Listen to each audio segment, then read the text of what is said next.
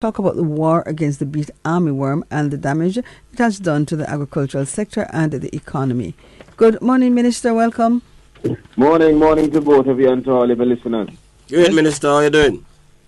Well, I'm here. Yeah, man. Listen to it. Okay. So, Minister, you have an enemy that we have been struggling over the years to try and contain or eradicate. Do you have an update on what has been happening so far?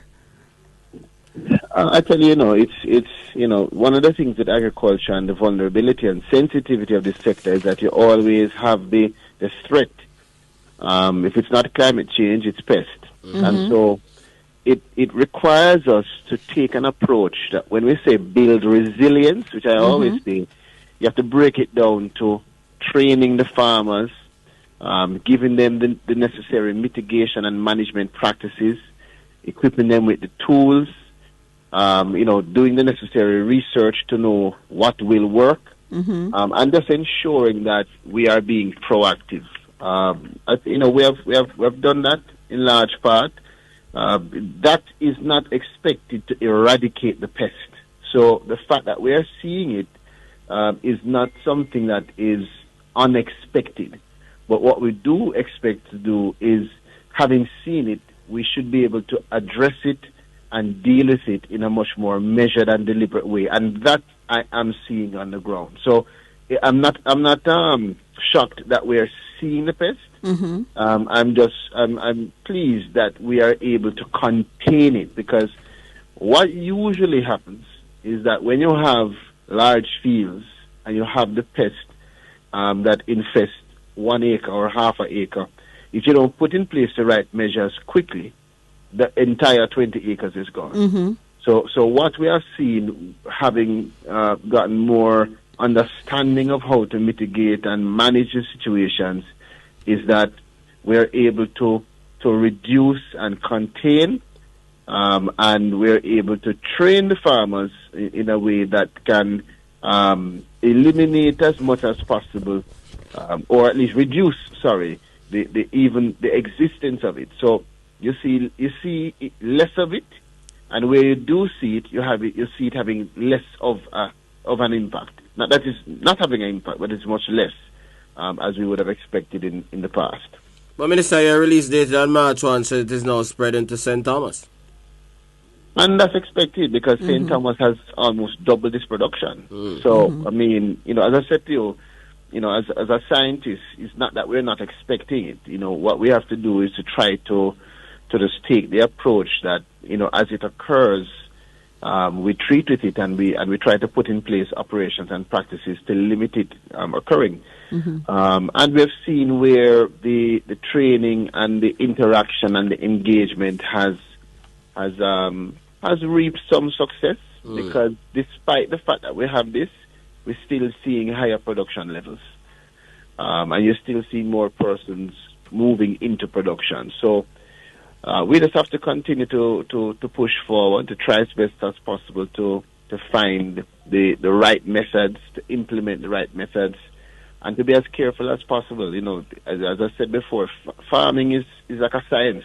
It's a science. Is, yes. And so it requires you to really know what you're doing, to test it year after year, not to be deterred by the difficulties, but to be encouraged to use those difficulties as a pivot to implement the innovation and the research to present solutions to the problems. And I think that's what we're seeing over time with how we're approaching the armyworm infestation. Okay. Well, Minister, we have been having this since the 1970s, and I'm sure we are probably not the only country suffering from this. Do you know, the science would have advanced? Are there preventative measures so that, we don't have to wait until we actually see the pest? Man. Yeah, so listen, we actually have something called a Beet Armyworm advisory. Right. Right? We literally... we take it so serious that we have an advisory just for Beet armyworm. And that advisory sets out for all of the farmers how to go about early detection, how to go about management. It gives them even the amount that... It goes into so much detail that it says, scout your field 2 to 3 times per week. Mm-hmm. Look for the egg sacs and look for tiny worms. It gives them the details of using pheromone traps as a monitoring tool. It gives them the amount of days. It's 3 days for a newly hatched worm to emerge. So it really gives them the information to make them be equipped to manage and deal with the issues.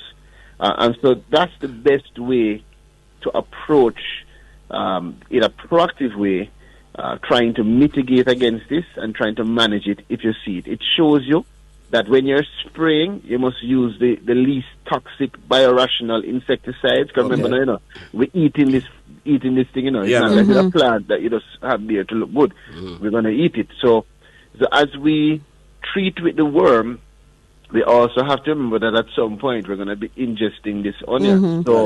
So it really breaks down the science and tells you even the difference between the new worms and the older worms and how to manage all of the weeds within the area, because those are things that will harbor the pest, especially grasses around the fields during a rainy period. So it guides you, and we continue to train and to provide the farmers with these advisories that prepare them as to how to treat with it. If you want to get into onion farming, it really gives you that edge in terms of knowing what to look out for.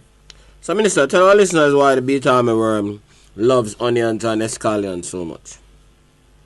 Why, I tell you, because of the structure of that plant, and how it provides a kind of environment that is optimum for their egg sacs.